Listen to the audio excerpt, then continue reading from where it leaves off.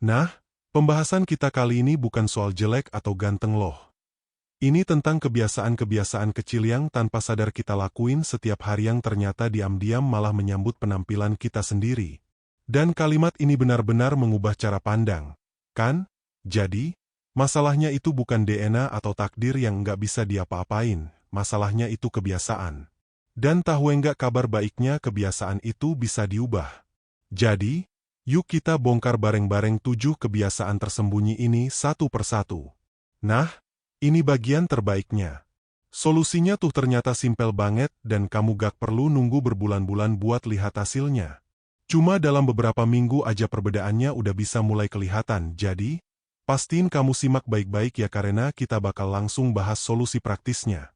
Oke, kita mulai dari yang paling kelihatan, ya. Kita akan bahas kebiasaan-kebiasaan fisik. Hal-hal yang sering banget kita lakuin bahkan tanpa mikir sama sekali. Ini dia biang keladi utamanya. Ayo ngaku. Mungkin sekarang aja kamu lagi nopang dagu atau ngusap dahi sambil nonton ini. Kita semua melakukannya jauh lebih sering dari yang kita bayangin. Akaknya mungkin bakal bikin kamu kaget 30-50 kali. Itu rata-rata kita nyentuh muka dalam sehari. Coba deh bayangin semua gagang pintu, layar handphone, meja yang udah kamu sentuh. Bakteri itu pindah dan kejadiannya puluhan kali setiap hari, ngeri ya. Dan inilah siklusnya. Simple banget sebetulnya.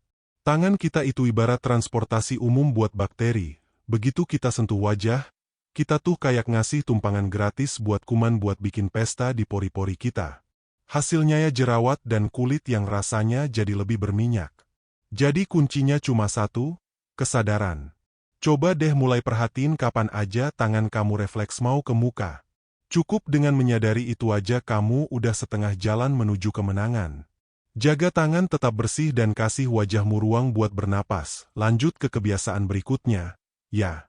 Nah, yang ini agak tricky.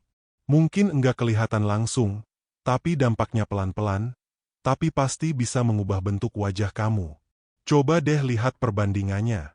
Ini tuh persis kayak kamu nge-gym tapi cuma ngelatih satu tangan doang. Sisi yang kerja terus ototnya jadi lebih besar dan kuat sementara sisi satunya melemah. Lama-kelamaan ini bakal menciptakan asimetri yang bikin wajah jadi kurang seimbang. Solusinya gampang. Mulai sadar dan bagi kunyahanmu kedua sisi secara merata. Oke, sekarang kita geser sedikit ya. Dari yang tadinya soal gerakan fisik kecil. Sekarang kita ngomongin pilihan gaya hidup yang lebih besar. Rutinitas harian yang mungkin aja lagi ngerusak penampilan kamu dari dalam. Di zaman sekarang kita kan sering banget ya kejebak di dalam ruangan seharian.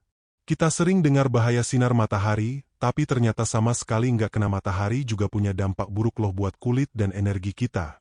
Perbedaannya, wow, kelihatan banget kan? Ada semacam cahaya alami gitu loh pada orang yang cukup kena matahari. Kulitnya gak pucat, matanya kelihatan lebih hidup, dan mereka kayak memancarkan energi yang lebih positif. Ini bukan soal jadi gelap ya, tapi soal dapat kilau sehat alami. Dan solusinya gampang banget dan bisa banget dilakuin. Cuma butuh 15-20 menit aja di luar ruangan setiap hari. Itu udah cukup buat miju produksi vitamin D, naikin mood dan ngasih energi baru buat penampilan kamu secara keseluruhan. Anggap aja tidur itu kayak tombol reset buat badan kita, terutama buat muka. Kalau kamu kurang sering nekan tombol ini, ya paginya kelihatan banget hasilnya. Mata panda, muka sembab, kulit kusam. Itu semua sinyal darurat dari tubuh yang nggak sempat memperbaiki diri semalaman.